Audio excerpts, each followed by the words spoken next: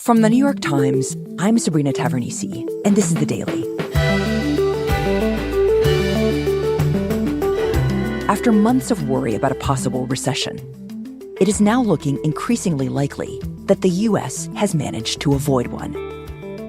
Today, I talked to my colleague, Jim Tankersley, about that brighter economic picture and about why, at least so far, Americans aren't giving President Biden much credit for it.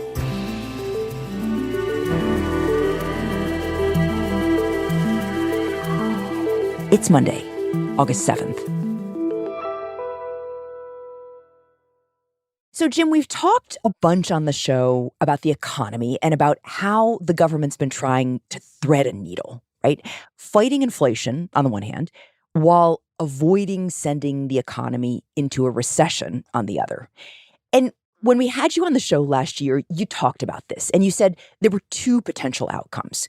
One was the U.S. would experience a soft landing, which, as the name suggests, is kind of pillowy and painless, or the U.S. would experience a hard landing, which is a recession with lots of job loss and pain. Where are we today in the government's threading of that needle? Well, I think let's be really direct about it. We are in the midst of some of the best economic data, if not the best economic data, of Joe Biden's presidency. And those data are giving a lot of economists and forecasters more and more confidence that they might pull this soft landing thing off, that it just might come to pass that the economy is able to make it out of high inflation without falling back into a recession, and do so in a way that really starts to deliver the kinds of outcomes for workers that President Biden's been wanting to do all along. So tell us about that data. What are you seeing? We're seeing a bunch of things that are encouraging. The first is on growth. The economy keeps growing and adding jobs faster than economists predicted. So in the second quarter this year, the economy expanded at a 2.4% annual rate. That was way better than most economists thought it would be. At the same time, the job market just continues to churn on. Month after month, we are seeing hundreds of thousands of jobs being added to the economy, despite the fact that forecasters keep waiting for that to slow down, despite the fact that President Biden himself has been waiting for that to slow down. It is slowing down, but very gradually, and that growth, the combination of job growth and economic growth, is really powering the economy forward. At the same time, and I think this is the most encouraging thing to people who are out shopping right now, or if you're the president, to his advisors, is the fact that inflation is coming down. A year ago, we had like 7% annual inflation by one measure, and now it's 3%. This is way better than I think a lot of economists thought we could pull off with those continued growth rates that I mentioned. Mm-hmm. And one more really important thing, really great sign for the economy, is that people's standard of living is starting to improve in a way that it hadn't at the first couple of years of the Biden presidency. Hourly wages rose faster than prices did in the spring for the first time in 2 years, which just means people have more money to spend. Their incomes are actually going up, even in inflation-adjusted terms. That's really good news, and that's the sort of thing that the president's team has been looking for a long time. Right. Now, big caveat. All of this could change. Growth could slow. Job growth could slow, and it could slow quite abruptly. Inflation could spike again. There are all sorts of reasons why economists in and outside of the administration caution we're not out of the woods yet. The plane has not fully soft landed. But with that caveat there, it's looking better for that soft landing story now than it has at any point in the last couple of years. Caveats notwithstanding, this seems like very, very good news, right? I mean, it wasn't at all a foregone conclusion that we would be here at this point. So what's responsible for this upturn? I mean, what strategies deserve credit? Well, I'm not a pilot, so I'm not going to be able to pull off a complete airplane metaphor here as we land this. And I want to talk about it kind of in terms of a car, okay? So think about landing your car. Just go with me here. I'm following. I got you. Okay. So what has to happen to pull off the sort of outcome we're looking at here, which is no recession but bringing inflation down, is you need to have an engine, a motor, something driving the growth in the economy that we continue to see, while at the same time, a brake, something that's bringing down prices. That stubbornly high inflation that hit 40-year highs a year ago, you need to be reducing that while still moving the economy forward. And there are policies that have been doing both these things. So let's separate them out. President Biden started pouring fuel into the motor, if you will, with the stimulus bill he signed in 2021. It was $1.9 trillion, the American Rescue Plan. He gave money to people and to businesses and to state and local governments, and that money fed through to more consumer spending and more hiring and just sort of a very quick return to low unemployment. There's another thing, though, that Biden did, and it's actually a bunch of things. It's a bunch of bills that he signed after the stimulus. The infrastructure bill, the semiconductor chips bill, both of which were bipartisan, and then the Inflation Reduction Act, which he signed a year ago, which is a climate bill, basically, clean energy. All three of those bills have caused a bunch of investment in the economy, government investment and private investment in building things. And that's part of the motor, too. We have seen a big uptick in manufacturing construction, the building of new factories and new roads and things. And that's helping, too. So I think that suite of policies that Biden signed into law has helped with the motor a lot on the economy. But the tricky thing here is that those efforts were also contributing in some way to inflation. All this money pouring into the economy was adding to the price hikes we've been seeing. And so that's what makes the brakes so important as a complement to the motor, to bring down inflation. And that largely has been the Federal Reserve. The Federal Reserve has been raising interest rates. That has been reducing some economic activity, reducing lending, making credit much tighter. And that has had the effect of bringing down inflation rather quickly. Now, some other things have too. For example, oil prices spiked after Russia invaded Ukraine, but they've come down since then, and that's helped with inflation. Supply chains have kind of healed themselves a bit, which were clogged after the pandemic. That's helped with inflation. But the big thing, most economists would say, the big break, is the Federal Reserve raising interest rates by quite a lot, quite rapidly, to reduce economic activity and bring down inflation. Okay, so there's been a good engine and effective brakes, both important things for the economy and for cars. And because this is relevant as we head toward an election year, I want to know, bottom line, how much credit should Biden actually get for this? So I'm going to give you the answer that economists would give, which is it's really hard to draw a straight line between a president's policies and the exact performance of the economy. But what I do think we can say that's fair is that Biden made a bet at the beginning of his term that it was better to do too much to rev up that motor and keep the economy healing as fast as possible, growing as fast as possible, than to do too little. He had this experience of, after the 2008 financial crisis when he was vice president, the government didn't do enough to rev the motor, and it led to a really long and slow recovery. Also, basically no inflation, but a long and slow recovery. He made the calculation that it was better to do too much. And if the good data we have right now continue, I think we can say that his bet appears to be, right now, if the data hold, paying off. Right. The fear at the time, of course, was that all of these policies that Biden was enacting, the motor stuff, was going to really make inflation much worse and cause the economy to go into recession. But we have now lived into the answer, which is it hasn't. So that needle was threaded, by all accounts, pretty deftly. Yeah, I've been talking to officials inside the Biden administration for, more than 2 years now about their economic strategy and what they believed would happen and what they hoped would happen. I think it's really fair to say that for that entire time, they've been waiting for a moment where inflation might get high, but it would come down, where growth would still look strong, and where they could finally sort of look around the room at the naysayers and say, I told you so. This economy is really good. And when you talk to people inside the administration, they are finally feeling like, hey, we've turned that corner. We might really pull this off. And we were right all along. Interesting. So this is their moment. It is. And now the question is, can they convince everyone else in America to see it that way too?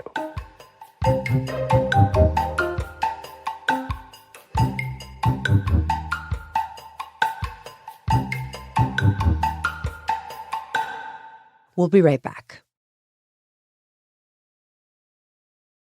So, Jim, you've laid out why we should see the economy as improved and that Biden does deserve some credit for it. But whether Biden gets credit for it is up in the air. So the question is why? Well, I mean, there's a lot of reasons. First off, he absolutely is not getting very much credit from voters right now. He's what we call underwater on the economy. Most people disapprove of his handling of it. And if you look at our most recent New York Times Siena College poll, only like 20% of the country thinks that the economy is excellent or good. Now, good news for Biden, that's double what it was last year, but it's still only 20%. So a lot of people who are very online would say that's just because the media is not giving Biden enough credit for all the good things happening. I don't think that that is at all supported by the numbers. What's supported by the numbers is people have really good reason not to feel great about this economy. The biggest reason is just most people have not felt dramatic improvement in their lives and their standard of living while Biden has been president. Remember how I talked about wages outpacing inflation? Well, that just started this spring. That's really recent. For the 2 years before that, people were actually falling behind inflation for most, the typical worker. And there are all sorts of other measures by which people have been experiencing economic difficulty. But the biggest and most important one is prices. People just don't like inflation. And last year, inflation was as high as it's been in 4 decades. So if you want to know why people are grumpy about the economy, I actually don't think it's much of a mystery. They're grumpy because they haven't liked what they've seen from it up until now. They're also really not great, none of us are, at dealing in what we might think of as counterfactuals. What do you mean? The Biden administration could say, hey, listen, if we'd had different policies, we could have had mass unemployment for the last 2 years. The job growth would have been much slower. You might not even have a job. But sitting, where you are or where a typical worker is right now, you're not thinking, gee, I'm so glad that my life is better just because I have a slightly lower inflation-adjusted salary, but I still have a job, right? No, you're thinking, hey, I can't buy as much as I used to, and eggs are more expensive. Right. And so I think for the last 2 years, that was a real narrative in people's heads. And what the Biden team has had to fight against is the persistence of that narrative, even as the data got better. I mean, you're basically saying the upturn is kind of too recent in a way. This inflation is still burned on people's brains. And then for the people who are actually benefiting from a better economy, they don't necessarily feel it because, how do you feel if your life would be worse if certain things hadn't happened? As you say, counterfactual. People don't live their lives that way.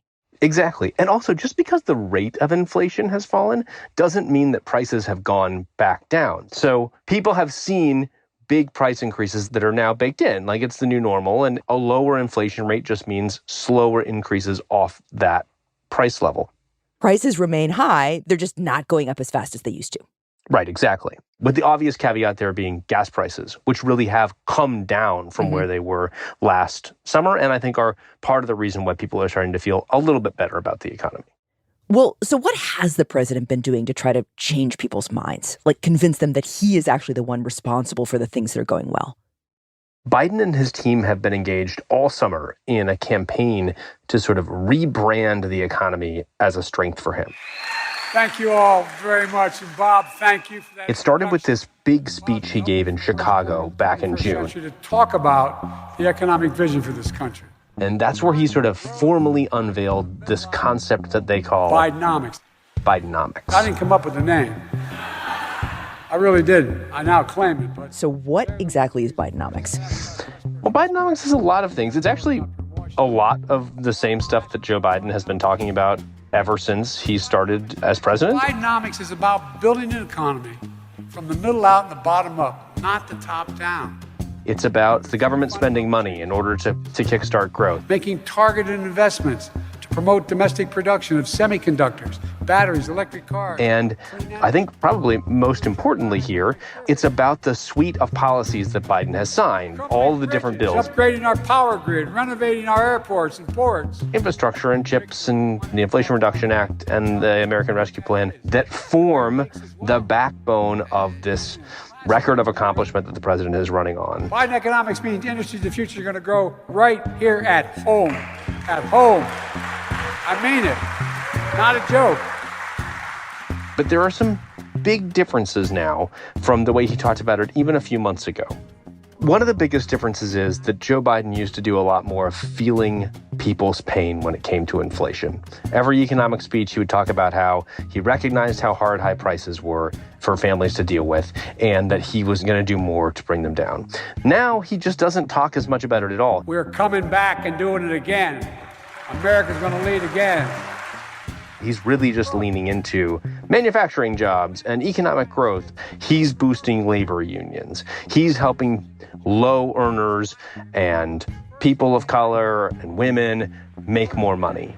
And he's much more unapologetically owning the economy and less sort of hedging and apologizing for the parts of it he knows people don't like. In the heartland, in small towns, in every part of this country, to raise their kids on a good paycheck and keep their roots where they grew up. That's Bidenomics.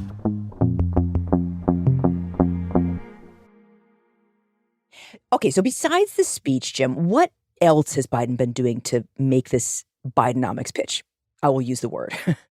He does events around the country, ribbon-cutting type events, like at factories and clean energy projects, new infrastructure, often surrounded by union workers, and sometimes, in districts where the member of Congress there or in a state with the senator there voted against the package, the bills that he's there to tout. Interesting. And he's talking at these events about the creation of new jobs, and then he likes to talk up about how his dad used to say to him, Joey, a job is about more than a paycheck. It's about dignity. And that's a very Joe Biden way of talking about the economy. Basically putting on display how all that investment is actually bearing fruit now. Right. And it helps that you can see more of the fruit. I mean, there's more actual ground being broken on these projects. There's more actual roads being built. When I was out on a reporting trip this summer, for the first time, I saw a road project with a sign next to it that said, this project funded by Joe Biden's infrastructure law. They're starting to have those sorts of projects that can show people, and that helps to make that tangible case you're talking about. So is this new strategy working? It's hard to say exactly how much it's working, but we can look at where he's moving in the polls, and we can look at people's perceptions of the economy. And on some measures, we're starting to see some improvement. And some of that may be because of the events, but it may also just be because the economy is improving. Like consumer confidence is going up by a variety of measures, but you would expect that given the improvement in the economic data. Biden's polls are still pretty bad on the economy. He's still underwater. And like I said, it's still just 20% of the country who thinks the economy is excellent or good. It's quite low. Yeah, in our poll, it's like half the country thinks it's poor.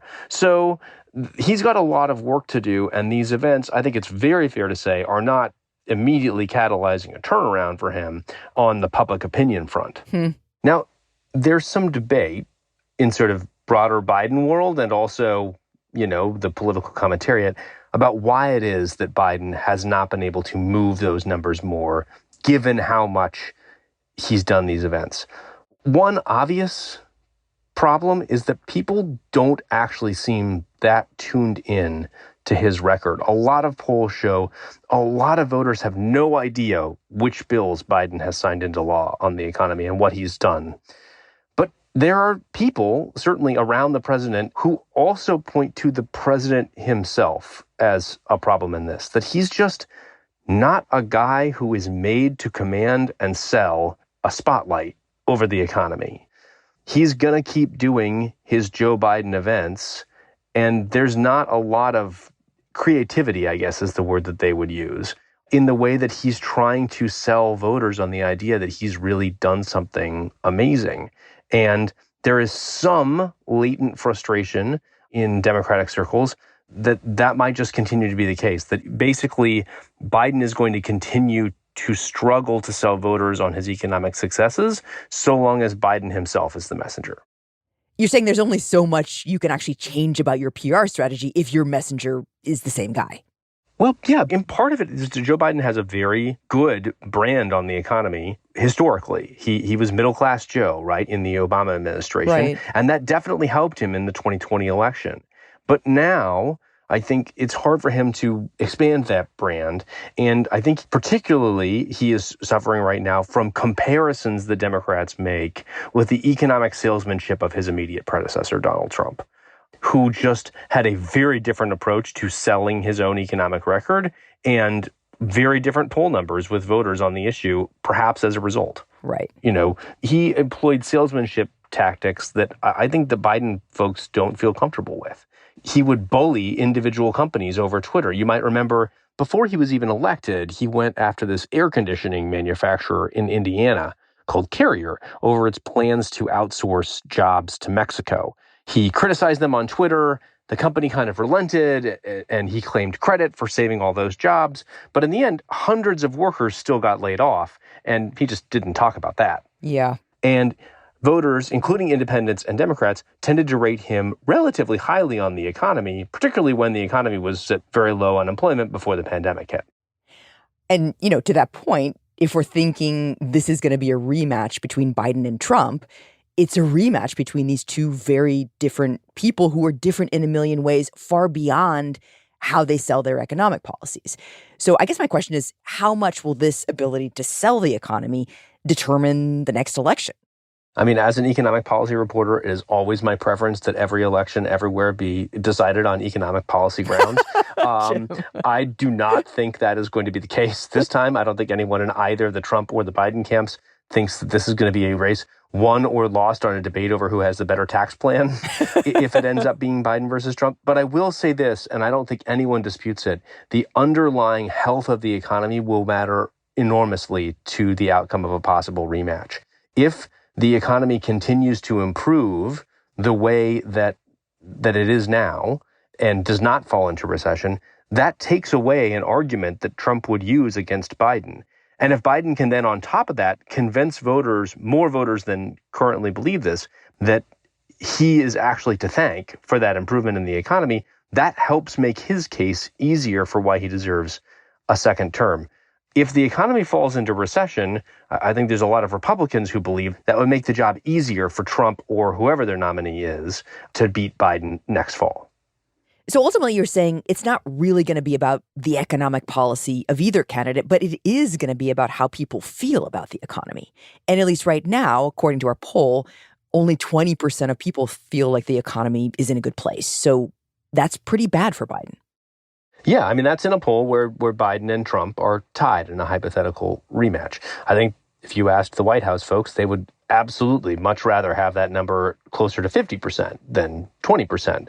If you look historically, you'll see that the economy matters a lot in presidential elections. It can dictate presidential approval, which can dictate whether presidents get reelected. They're well aware of that, and they are trying to sell voters on the idea that his economic policies have improved those economic conditions that people are feeling. And that, I think, is the sort of you break it, you buy it risk to all this, right? Like Bidenomics is, at its core, the president and his team picking their moment to convey to voters, actually, yes, this is Joe Biden's economy. Yes, I do own it. I own its outcomes, and I believe the outcomes are great, and you should like it. But man, if we do fall into recession, if inflation does spike again, if people aren't feeling that improvement a year from now, as the election bears down, that will be a very difficult thing to pull off for Joe Biden, because he will have said this is Bidenomics, and he will be open to the critique that Bidenomics has failed America. I mean, Bidenomics would be a Republican bumper sticker, right? Or a line in a late night show. Right. I think we will know a lot. Not everything. This is a very complicated potential election, but I think we will know a lot about the way things are going a year from now when we see which party is using Bidenomics as sort of its slogan as part of making its case to voters. Jim, thank you. Thank you so much. On Friday, the Department of Labor reported that American employers added 187,000 jobs last month. It was the 31st straight monthly gain for one of the economy's key indicators, and it pushed the unemployment rate down to 3.5%, near a record low. We'll be right back.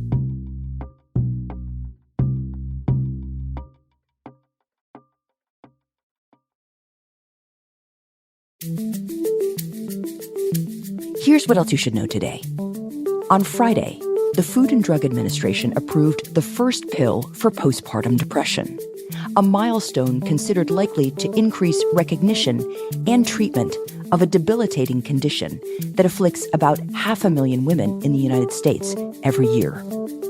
And on Sunday, the United States, the two-time reigning champion of women's soccer, was eliminated from the World Cup in a wrenching 5-4 defeat against Sweden that played out through penalty kicks. The Americans controlled the shootout until a trio of misses.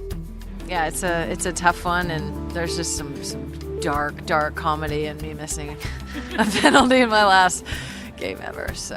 It was the final match for star athlete and activist Megan Rapinoe, who had hoped to retire from the sport as a 3-time champion.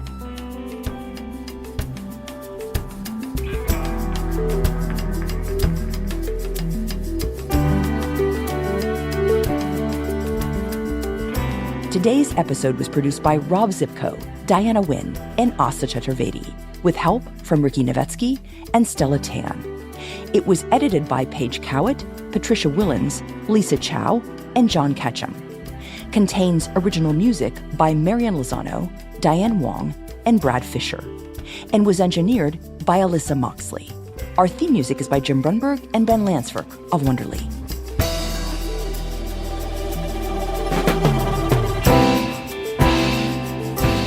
That's it for The Daily. I'm Sabrina Tavernisi. See you tomorrow.